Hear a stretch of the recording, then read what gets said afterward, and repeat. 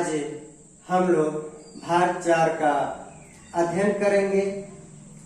तो देखते हैं भाग 4 में पहली पंक्ति में कहा जा रहा है, हरि है राजनीति पढ़ी आए।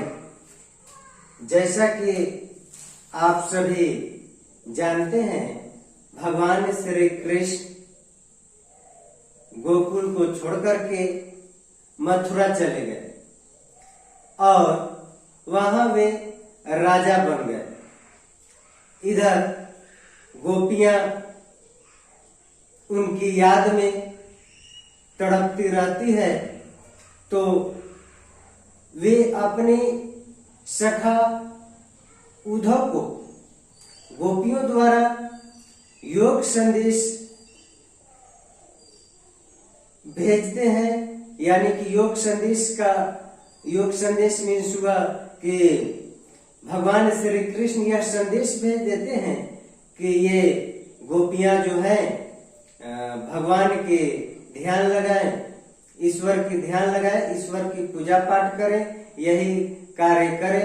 तो यही योग संदेश को लेकर के उद्धव आए हैं और उद्धव आए हैं तो गोपियां जो है उद्धव को देख करके कहती हैं, क्या कह रही हैं कि हरि है राजनीति पढ़ी है। यानी कि भगवान श्री कृष्ण तो अब राजा हो गए और जो राजा होता है वह राजहित में जो उचित होता है वही निर्णय लेता है। यानी कि राजकाज कार्य के लिए जैसा निर्णय लेता है, जैसा राजा करता है, चलता है, वही नीति होता है। तो ये गोपियां कह रहे हैं कि अब तो भगवान श्री कृष्ण राजा हो गए हैं और वे जो है राजनीति भी पढ़ ली, यानी कि राजकाज के लिए जो उचित है वही कर रहे हैं। तो इसीलिए गोपियां कह रही है कि हरि हैं राजनीति पढ़ी आए, समुझी बात कहत मधुकर के समाचार सब पाए। यानी कि जिस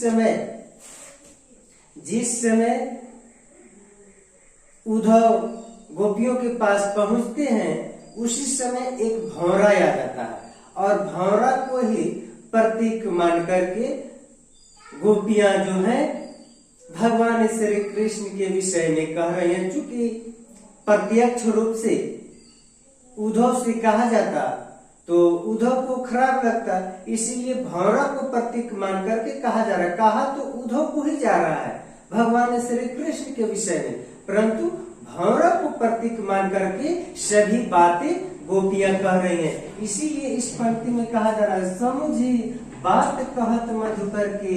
यानी कि भौरा को प्रतीक मान करके सभी बात करे, समाचार सब पाए। सभी समाचार जो है गोपियां भौरा को प्रतीक मान करके भौरा से कह रही है, परंतु अप्रत्यक्ष रूप से उद्धव को ही सुना रही हैं।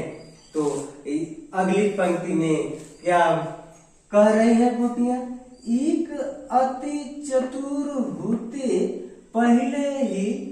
यानी कि एक तो वे पहले से ही चतुर थे, चालाक थे, अब गुरु ग्रंथ पढ़ाए और अब जो है वे योग संदेश को भेज करके, योग संदेश हमारे लिए भेज करके अब वे जो है गुरु ग्रंथ हमें पढ़ाना चाहते हैं। भगवान श्री कृष्ण पहले से चतुर थे और योग संदेश को भेज करके अब हमें गुरु ग्रंथ पढ़ाना चाहते हैं। अगली पंक्ति में क्या कहा जा रहा है, बड़ी बुद्धि जानी जो उनकी। जानी यानी कि अनुमान, यानी कि उनकी बढ़ी हुई बुद्धि का अनुमान हमको पहले से ही लग चुका था कि ये उनकी बुद्धि जो है बढ़ गई है। आगे क्या, योग संदेश पठाए। यानी कि यह जो योग संदेश को जो उन्होंने भेजा है ना, इस योग संदेश को जो उन्होंने भेजा है तो इसका अनुमान हमें पहले से ही था कि भगवान श्री कृष्ण की बुद्धि बढ़ चुकी है। अगली पंक्ति में क्या कहा जा रहा है, अगली पंक्ति में गोपियां कह रही हैं कि उद्धव भले लोग आगे के परहित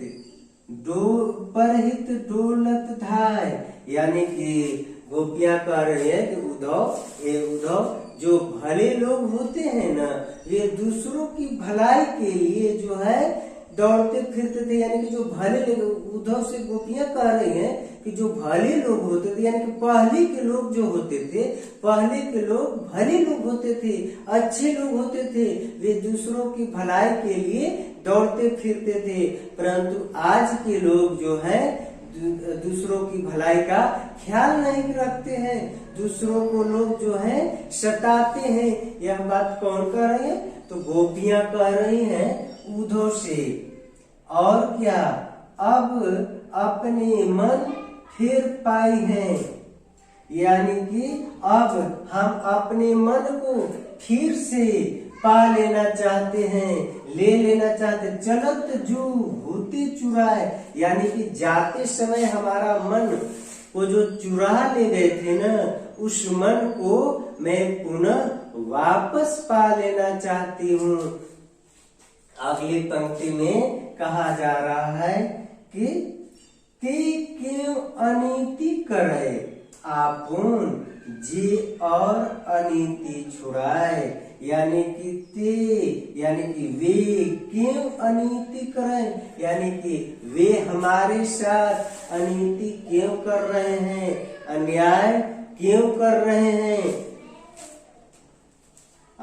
जो और अनीति छुड़ाए, जो व्यक्ति जो है दूसरों के ऊपर हो रहे अन्याय को छुड़ाता है, दूसरों के ऊपर हो रहे अन्याय के खिलाफ आवाज उठाता है, और आज वही व्यक्ति हमारे साथ अनीति कर रहे हैं, अन्याय कर रहे हैं।